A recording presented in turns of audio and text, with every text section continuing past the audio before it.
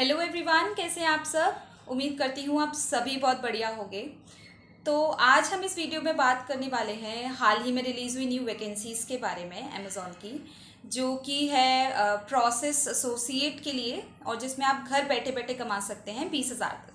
हाँ जी, यानी कि जो आपका जॉब टाइप है वो आपका परमानेंट वर्क फ्रॉम होम है। तो उसकी रिक्वायरमेंट्स और एलिजिबिलिटी के बारे में बताऊंगी कि आप एलिजिबल हैं फॉर्म अप्लाई करने के लिए या फिर नहीं, और किस तरीके से अप्लाई करना है वो भी मैं आपको बताऊंगी।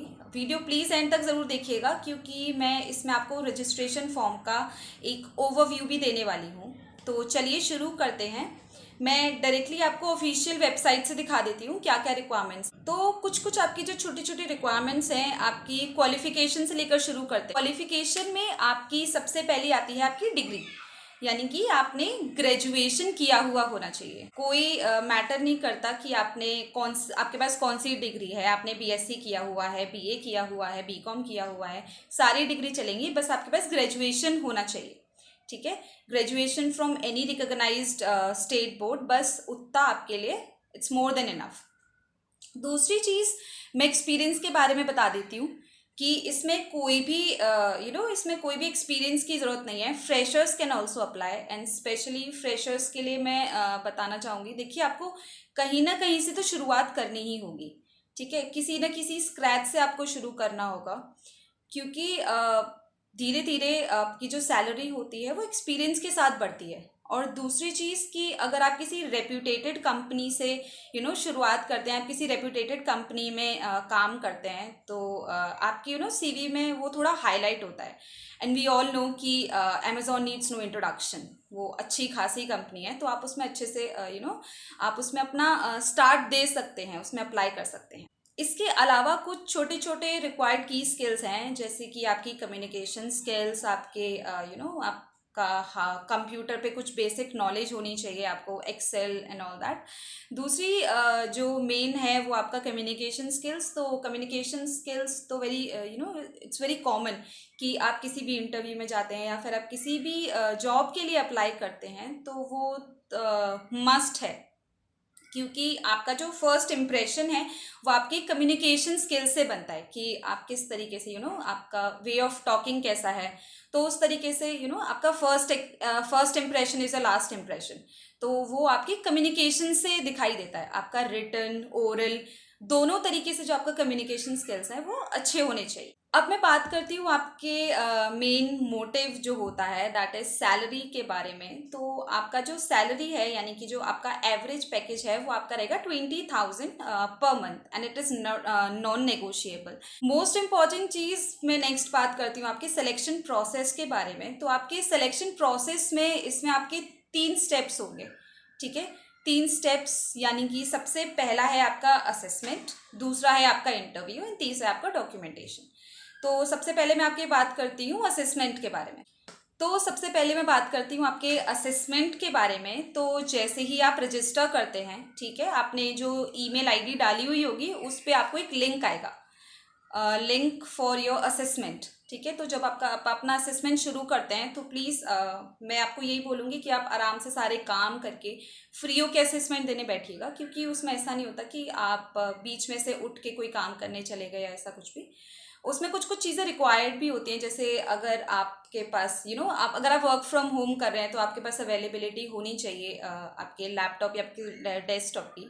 तो जब आप ऑनलाइन असेसमेंट दे रहे होंगे, तो आपका वेब कैम आपके पास माइक होना चाहिए, क्योंकि उसकी ज़रूरत पड़ती है।